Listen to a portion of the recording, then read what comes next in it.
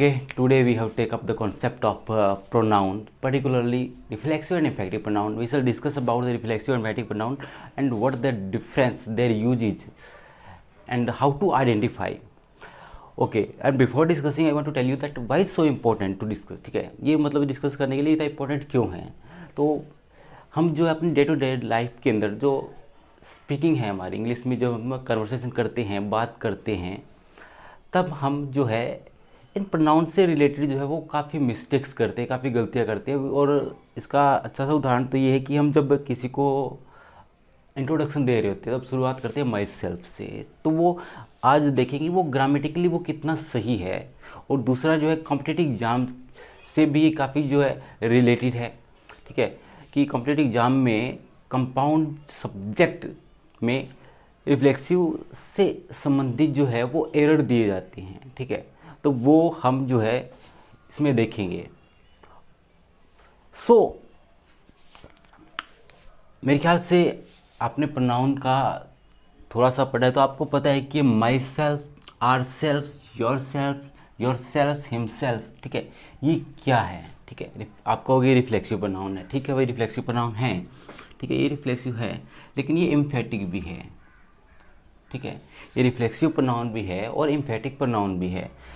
अब जो है हम आइडेंटिफाई कैसे करें कि कहाँ रिफ्लेक्सिव है, कहाँ एम्फेटिक है, और क्या किस तरह से इनका जो है यूज़ करें. क्योंकि दोनों सेम जो है यूज़ तो होंगे नहीं, और सेम होंगे तो दोनों का जो अलग अलग जो है वो होने का कोई कारण है नहीं. ठीक है, तो इसका कोई रीज़न होगा.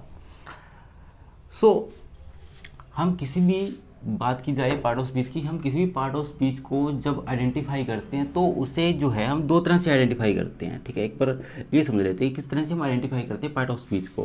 पहला तो होता है फेस वैल्यू से. ठीक है, पहला जो हम आइडेंटिफाई करते हैं वो फेस वैल्यू से करते हैं. फेस वैल्यू से मतलब क्या हो गया, मान लो कि आई है, आप कह दो क्या प्रोनाउन है. राम है, क्या कह दोगे, नाउन है. ठीक है, कट है. ठीक है, स्विम है, रन है, आप कह दोगे वर्ब है. ठीक है, ऐसे मतलब जो है जो भी आप देखोगे तो वो कह दोगे कि आप जो है फेस वैल्यू से उसको जो है आइडेंटिफाई कर लोगे कि ये वाला जो है ये कौन सा पार्ट ऑफ स्पीच है. ठीक है, लेकिन हर जगह ये वर्क नहीं करता है. ठीक है, तो एक दूसरी तरह से इसको जो है वो आइडेंटिफाई करते हैं, वो है उसकी प्लेस वैल्यू से. ठीक है, प्लेस वैल्यू से भी उसको आइडेंटिफाई करते हैं. ठीक है, प्लेस वैल्यूज़ किस तरह से, वो देखो इसमें कि एक एग्जांपल लेते हैं. आप बताओ कि ये स्विम जो है ये क्या है. स्विम जो है आपको कि ये वर्ब है. ठीक है, ये वर्ब है. अब इसके यूरोप का एग्जांपल ले लेते हैं. I am swimming. ठीक है, अब यहाँ पे स्विमिंग क्या है, वर्ब है. ठीक है, स्विमिंग का एग्जांपल ले लेते हैं दूसरा. Swimming is an art. Swimming is an art. ठीक है, अब यहाँ पे स्विमिंग क्या है, यहाँ पे क्या, यहाँ पे वर्ब है. वर्ब तो यहाँ ये है, इज मेन वर्ब है. ठीक है, अब स्विमिंग यहाँ पे क्या है, स्विमिंग यहाँ पे जो है कि प्लेस वैल्यू का मतलब क्या हो गया कि वो जो पार्टिकुलर वर्ड जो है, वो पार्ट ऑफ स्पीच जो है वो क्या फंक्शन कर रहा है, उसके फंक्शन के आधार पे हम ये डिसाइड करते हैं कि उसका पार्ट ऑफ स्पीच क्या है. तो यहाँ पे इसका फंक्शन जो है ये जो है मेन वर्ब से पहले आया है तो ये क्या होगा, नाउन. ठीक है, तो ये क्या है, नाउन है, यानी कि नॉन फाइनाइट से रिलेटेड है. ठीक है, नॉन फाइनाइट जो होती है उससे रिलेटेड है, यानी जुर्ड. ठीक है, वो बाद में डिस्कस कर लेंगे, लेकिन ये सिंपल सा अगर देखा जाए तो ये नाउन है. ठीक है, तो इस तरह से जो है हम चीज़ों को मतलब पार्ट ऑफ स्पीच को पहचानते हैं उसकी फेस वैल्यू से या प्लेस वैल्यू से. तो मेरे ख्याल से ये चीज़ें आपको समझ में आ गई किस तरह से हम आइडेंटिफाई करते हैं. तो यहाँ पर हम जो है इनको फेस वैल्यू से आइडेंटिफाई नहीं कर सकते कि ये रिफ्लेक्सिव या एम्फेटिक है. तो किस तरह से इनको आइडेंटिफाई करेंगे और इनके क्या जो किस तरह से हम उनका यूज़ करेंगे. देखो, रिफ्लेक्सिव प्रोनाउन है. ठीक है ना, पहले हम लेते हैं रिफ्लेक्सिव को.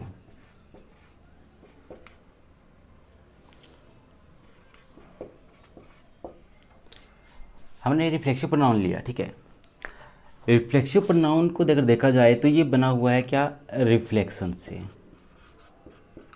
रिफ्लेक्शन यानी कि प्रतिबिंब. ठीक है। रिफ्लेक्शन का मतलब क्या, प्रतिबिंब, reflection of the subject, of the subject, ये क्या होता है, सब्जेक्ट का रिफ्लेक्शन होता है। यहाँ पे बात समझ में नहीं आई तो इसको जो है आगे देखते हैं, ठीक है। इसको उदाहरण से, एग्जांपल से समझते हैं किस तरह से जो है ये रिफ्लेक्शन बनता है, ठीक है। कि हमारा कोई भी सेंटेंस होगा उसमें सबसे पहले क्या होगा, सब्जेक्ट होगा, सिंपल सा है कि कोई भी होगा सब्जेक्ट होगा, उसके बाद क्या आएगी, वर्ब होगी, फिर क्या होगा, ऑब्जेक्ट होगा, ठीक है। मेन तो यही है, सब्जेक्ट वर्ब ऑब्जेक्ट। अब ध्यान ये रखना है, यानी सब्जेक्ट क्या होता है, सब्जेक्ट को यहाँ पे क्या मानते हैं हम, डूअर, वर्ब को यहाँ पे क्या हमारा हमने, एक्शन हो रहा है जो, ठीक है। ऑब्जेक्ट क्या होता है, रिसीवर, ठीक है। तो ऑब्जेक्ट जो है हमारा डूअर, जो एक्शन परफॉर्म कर रहा है, ठीक है, और रिसीवर उस एक्शन को जो रिसीव कर रहा है, ठीक है। तो ये हमने जो एक पार्टिकुलर एक वीडियो बनाया हुआ है, इससे रिलेटेड सब्जेक्ट ऑब्जेक्ट जो प्रेडिकेट जो है, इससे रिलेटेड एक वीडियो बनाया हुआ है। अगर आपने नहीं देखा है तो उसका लिंक जो है डिस्क्रिप्शन में दे देता हूँ, तो वो आप जो है देख लेना, काफ़ी हेल्पफुल होगी, ठीक है। ऑब्जेक्ट क्या होता है, object is someone something that receive the effect of the action done by the subject, ये इसकी जो है डेफिनेशन होती है, ठीक है। यानी एक्शन को रिसीव करता है, सिंपल सा ये समझो आप, ठीक है। अब सब्जेक्ट ने कोई एक्शन किया, उसको रिसीव किया ऑब्जेक्ट ने, और हमने कहा है reflection of the subject. Reflection क्या होता है, रिफ्लेक्शन ऑफ द सब्जेक्ट। अब यहाँ पे समझना है कि जब हमारा सब्जेक्ट और ऑब्जेक्ट दोनों सेम पर्सन हो, सब्जेक्ट ऑब्जेक्ट दोनों डूअर रिसीवर जो हो वो सेम ही पर्सन हो, तो वो जो एक्शन हो रहा है उसका जो इफेक्ट है वो ऑब्जेक्ट पे जा रहा है। ऑब्जेक्ट जो है वो क्या है, रिफ्लेक्शन, ठीक है, सब्जेक्ट का ही रिफ्लेक्शन है, सब्जेक्ट का ही रिफ्लेक्शन है। अगर मैंने जैसे एग्जांपल से एग्जांपल लिखा तो आप समझो इसको, जैसे I jumped myself, I jumped myself, अब ये लिख दिया मैंने, I jumped myself, I jumped myself, ये रिफ्लेक्सिव प्रोनाउन है, ठीक है। तो यहाँ पे कूदने वाला कौन है, यानी ये ऑब्जेक्ट हो गया हमारा माई सेल्फ। तो यहाँ पे क्या लिखा है, आई जंप्ड माई सेल्फ, तो कूदने वाला कौन है, माई सेल्फ, यानी किसके लिए यूज हुआ है, ये यूज हुआ है सिर्फ आई का रिफ्लेक्शन है, आई का रिफ्लेक्शन है, ठीक है, आई के लिए ये यूज हुआ है। तो सिंपल सा है कि कौन कूदा, कोई और दूसरा तो है नहीं कूदने वाला, सेम पर्सन है, तो मैं ही कूदा, ठीक है। एक और एग्जांपल लेते हैं, आई कट माई सेल्फ, या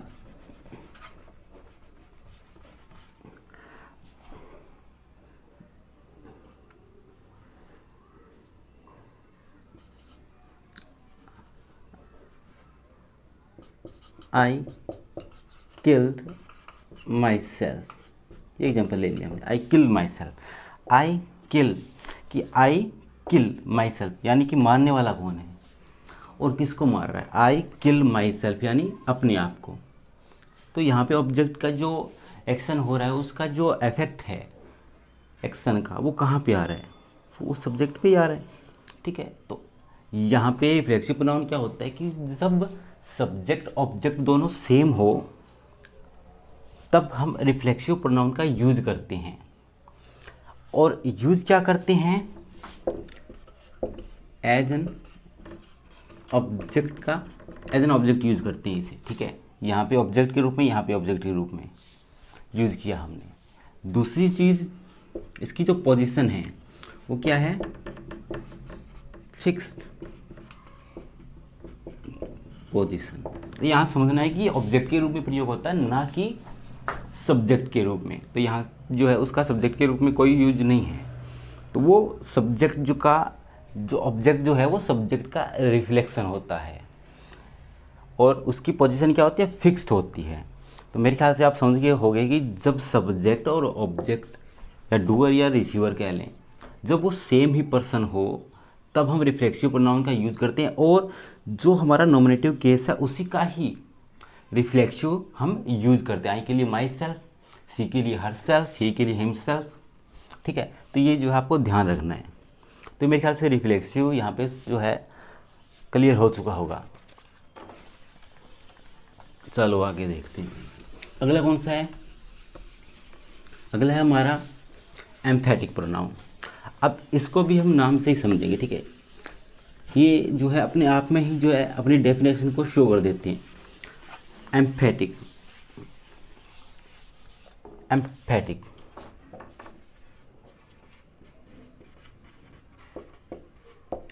एम्फेटिक मत मीन्स एम्फेसाइज करना, एम्फेसाइज। ये क्या करता है? एम्फेसाइज, ठीक है। ये सब्जेक्ट को क्या करता है? एम्फेसाइज करता है, ठीक है।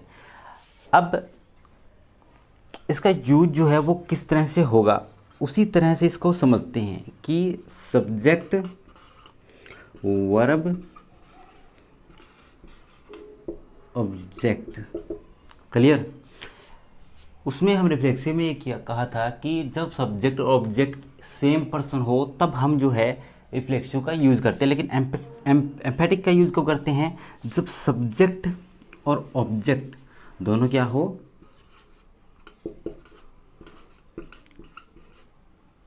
डिफरेंट पर्सन हो। समझ रहे हो कि जब सब्जेक्ट और ऑब्जेक्ट डिफरेंट पर्सन हो, यानी अलग अलग व्यक्ति हो, तब हम एम्फेटिक का यूज़ करते हैं। और वो एम्फेटिक जो है वो सब्जेक्ट को एम्फेसाइज करता है, सब्जेक्ट को एम्फेसाइज करता है। अब मैं इसको थोड़ा सा समझाता हूँ कि देखो, एक एग्जाम्पल लिया हमने, I killed Ram, I killed Ram, ये एग्जाम्पल लिया हमने, ठीक है।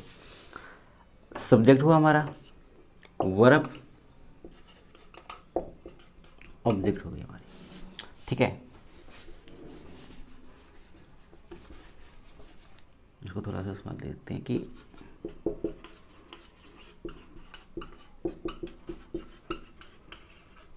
एग्जाम्पल क्या था? I killed Ram. अब यहाँ समझना है कि सब्जेक्ट हमारा और ऑब्जेक्ट हमारा क्या सेम पर्सन है? नहीं है। आई अलग है, राम अलग है, डिफरेंट पर्सन है। जब सब्जेक्ट और ऑब्जेक्ट डिफरेंट पर्सन हो तब हम एम्फेटिक जो प्रोनाउन है उसका यूज करते हैं, और जो सब्जेक्ट है उसको जो एम्फेसाइज करने के लिए यूज करते हैं, ठीक है। अब यहाँ पे कह दिया आई किल्ड राम, कोई विश्वास नहीं कह रहा तो वो क्या करेगा? वो कहेगा I killed Ram my self, I killed Ram my self, ये कह देगा। इसको थोड़ा सा एक कहानी से और समझते हैं, ठीक है। एक देखो समझना कि सपोज करो कि मैंने कोई पोइम लिखी, ठीक है ना, और वो पोइम मैंने किसी मेरे दोस्त को भेज दी, और उसने मुझे कॉल किया, उसने कहा कि पोइम जो है जो तू भेजी है ये किसने लिखी है। मैं उसे क्या कहूँगा? मैं उसे क्या कहूँगा? मैं उसे यहाँ कहूँगा, मैं उसे कहूँगा I wrote the poem, I wrote the poem. मैं उसे यही कहूँगा ना, आई रॉट द पोइम, मैंने लिखी है कविता, ये कविता मैंने लिखी। समझ रहे हो बात को? उसने मुझसे पूछा कि ये कविता किसने लिखी, पोइम किसने लिखी, मैं कहूँगा आई रॉट द पोइम, मैंने लिखी। अब वो कहता है कि नहीं भाई सच बता, ये पोइम जो है वो किसने लिखी थी। तब अपने आप को जो है एम्फेसाइज करने के लिए, अपनी बात को जो है एम्फेसाइज करने के लिए हम क्या कहेंगे? I wrote the poem myself, I wrote the poem myself, ये कविता मैंने खुद लिखी, ठीक है। ये माई सेल्फ किसके लिए यूज हुआ है? आई को एम्फेसाइज करने के लिए यूज हुआ है, ठीक है। कि कविता वो विश्वास नहीं कर रहा तो क्या कहेंगे कि ये कविता मैंने खुद लिखी, किसी और ने नहीं लिखी भाई, ये कविता जो है वो मैंने खुद लिखी है। तो ये आपको समझना है कि जब एम्फेसाइज करना हो तब हम एम्फेटिक का यूज़ करते हैं। इसमें एक चीज़ और है, वो थोड़ा सा देख लेते हैं कि इस बात को हम ऐसे भी लिख सकते हैं, आई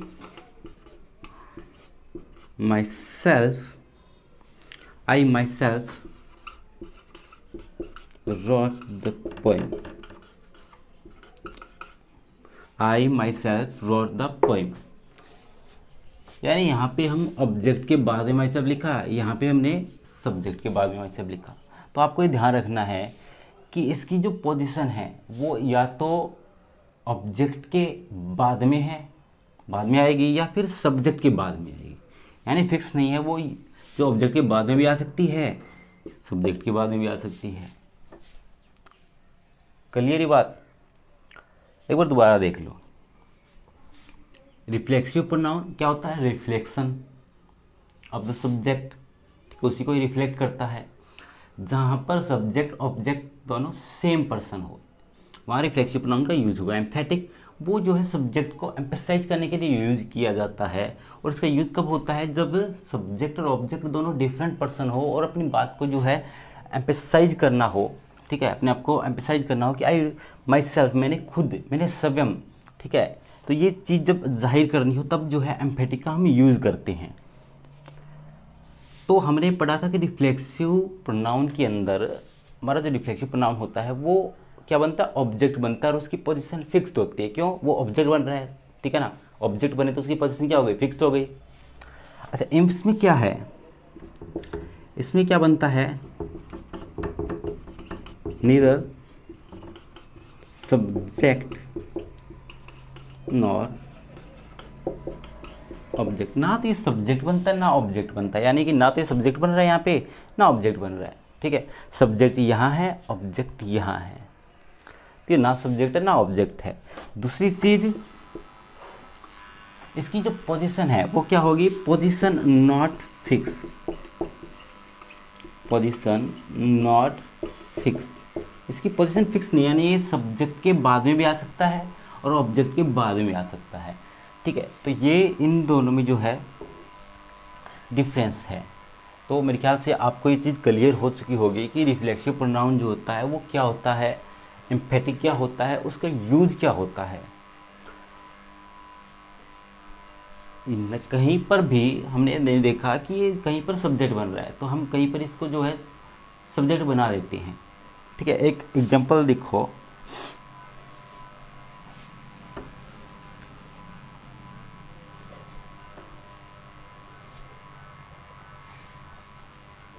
Ram and my self work together. क्या ये सही है? Ram and my self work together, क्या ये सही है? Ram and my self. अब यहाँ पे देखो, राम एंड माई सेल्फ।